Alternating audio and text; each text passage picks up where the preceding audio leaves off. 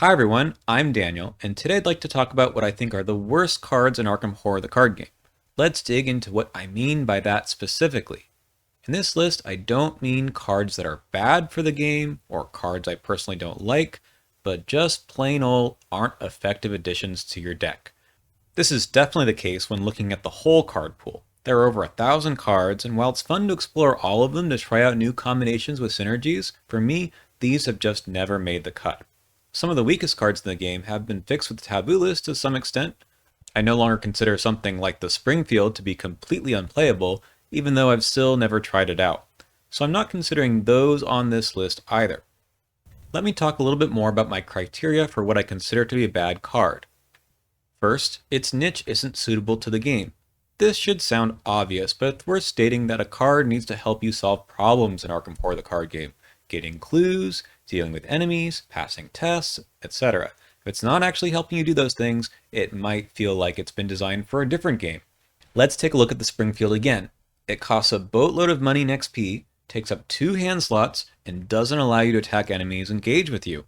Yes, you can envision a scenario where you might want to attack enemies not engaged with you, but then what happens if this is out and you draw an enemy that is engaged with you? Especially if you're good at fighting, and why wouldn't you be if you have this in your deck, you're probably well equipped with dealing with your own enemies that you do draw, which is going to happen quite often.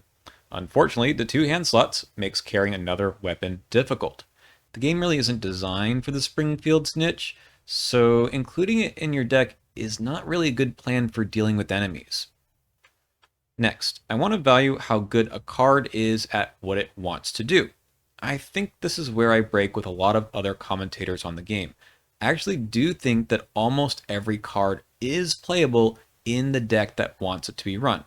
Yes, there are certainly a lot of cards that are generally great in pretty much every deck, but I also don't take off credit for cards that only work in some decks.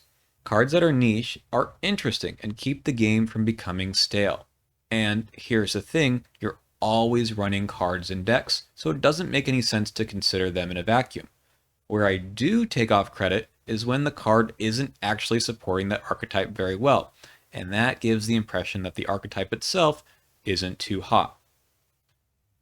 Third, maybe the effects of the card are good and well worth thinking about, but the cost of the card is too great to warrant including in my deck, whether that's the resource cost, or the XP cost, or the slots the card takes up. I realize that this is a balancing issue, and sometimes the designers will be a bit too cautious about what they think is quite powerful. Take a look at Cunning Distraction from the core set. Automatically evading every enemy at your location is great, but the 5 resource cost is a huge ask for something you probably aren't going to plan on playing every scenario. Sometimes these cards get better over time. Nowadays, Cunning Distraction is a worthy card in Preston Fairmont because you can afford it, and there are also other cards that can help pull its resource cost down. Now that's about it. The good news is that truly terrible cards in the recently released sets are few and far between, so either the design team has gotten better at this, or the early cards were designed for a slightly different game than it turned out to be. For today, I'm just going to be looking at the level 0 cards, partly because that makes cutting down the list easier, and partly because level 0 cards are in their own category since they don't cost you anything to put into your deck, and they're easily replaceable with better cards. I'm going to give you what I think is the worst card for each class, along with a couple of honorable mentions along the way. First up in Guardian is Blackjack. I don't understand this card. What is this card helping you do that you couldn't do otherwise? Maybe the idea is that it's a wash with Machete since you're saving an engage action. But with even just a little bit more than the first few expansions, if you're regularly attacking enemies, you can and should do better than 1 damage per action, and saving your friends from getting hit if you fail is not a good plan because you really do not want to fail fight actions. Why not include a card that keeps you from failing in the first place? And if you're not regularly attacking enemies, why is this card in your deck? The best defense of this card that I've read is it's at least cheap, but that's not even a good thing if it's eating up a card slot in your deck and doesn't perform at all when it's in play. The same could be said for its cousin Trench Knife, which is just another bizarre card. I realize that level 0 weapons are a weird design space, but please do not play level 0 Blackjack. However, do play Blackjack 2. It's really, really good. Next is Seeker with Ghastly Revelation. Frankly, there's a reason to play almost every Seeker card, but I have not been tempted by this one. It's cute, I guess, if things are going really badly and 3 more clues will end the scenario for the surviving investigators, but why is that your plan for playing the game? Part of the fun is trying to pull yourself out of a dire situation, not just giving up. I've played Calvin Wright quite a bit, and I've still found far more interesting things to put into my deck than this card. I see the appeal for including something like this in the game, but I don't think this is the way, nor do I know how to fix it.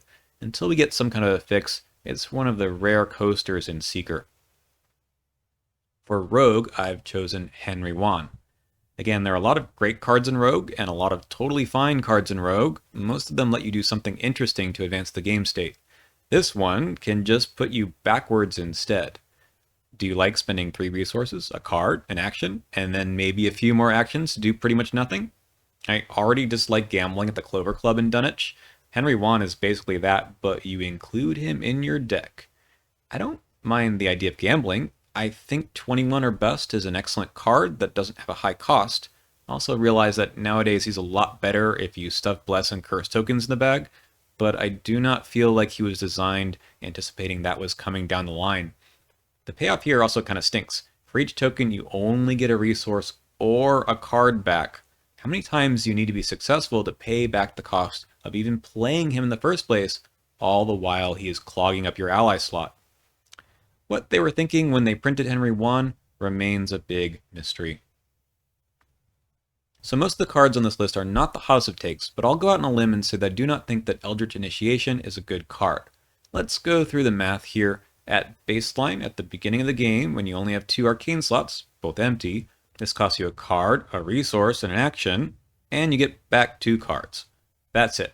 This could have been already a useful card. Let's say Unexpected Courage at the very least instead, and then you spend your action drawing 1 card anyways. You're basically in the same position either way. 2 useful cards in hand, but with this card, you're also down a resource. If you start filling your arcane slots, this of course gets even worse. Why am I discarding 2 cards from my hand now instead of just drawing without a card?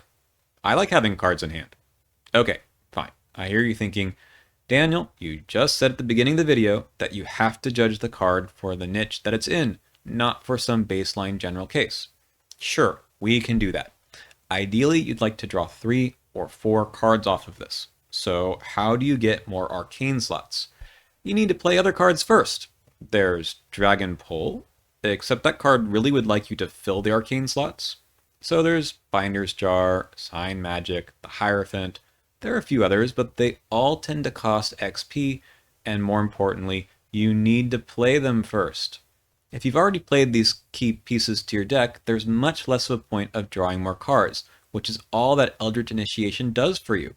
It's not like Mystic doesn't have other options. I'd play Scroll Prophecies, which draws 3 and discards 1 over this, and there's also Scroll Secrets, which draws 3 cards over 3 turns. Sure, this is an event, but whatever, this card is just bad. Do I rate it even worse than Clarity of Mind and Healing Words? Yeah, I think I do, because those cards can be upgraded with Down the Rabbit Hole and Arcane Research into some pretty solid healing cards, while this has very little upside. Now on to Survivor. To no one's surprise, I think Grimm's Fairy Tales is the worst card of the class at level 0. I actually think that actionless healing is quite good and quite important in this game, but the more I look at this card, the worse it gets. First, let's toss aside the issue of it doing nothing unless someone fails 4 skill tests. You're not even going to think about including this in your deck unless you're actively trying to fail. It came out in Stella Clark's deck, along with a whole host of other cards that want you to fail skill tests, so let's judge it there. I still see 3 problems here. 1, it takes up a hand slot. 2, it has only 4 uses. 3, it requires you to fail by 2 or more. If you swing a little bit, this card reminds me of Jim's Trumpet, which also heals horror if anyone draws a skull. Now, I'm not suggesting that any player card should be as strong as an investigator's signature item, but let's remember why Jim's Trumpet is quite good. It takes up a hand slot in a class that doesn't mind too much. It doesn't run out of uses. And maybe most importantly, it mitigates the extra horror that mystics tend to take from their spells like shriveling and water protection. Survivors, on the other hand, rarely take horror, and if they do, they have plenty of other places to put the horror rather than on their investigator card. And strangely, the fail synergy doesn't exactly match up with the other cards in the class, which mostly care about you failing by a certain number or less. You can't even trigger this on a failed difficulty 1 or 2 test. Was it too strong otherwise? I don't know. But the real killer is the hand slot. Even in Stella's deck, you'd rather hold an old keyring and a Derringer. You don't have room to hold onto this book for 4 turns while you heal horror that may or may not even exist. Without the hand slot, I might give this card a shot. Or maybe if the fail by weren't so stringent, I'd consider this an Agnes Baker. I don't know, maybe something wild went on in playtesting. Alright, I'll toss in one last card for the neutrals. Neutral cards are funny because they have to be worse than whatever is in the 5 classes because everyone has access to them. But they can't be so bad that there's always a better option that you could just take instead. Well, just kidding, Kukri is very much one of those cards. Knife is pretty bad too, but that one has an interesting emergency use case and some discard synergy. What does Kukri have? Extra action synergy? You could spend 4 actions to deal 4 damage? That doesn't sound very appealing for an asset you play. Like I said before, for Blackjack, if your weapon isn't doing more than 1 damage per action, then why are you even playing it?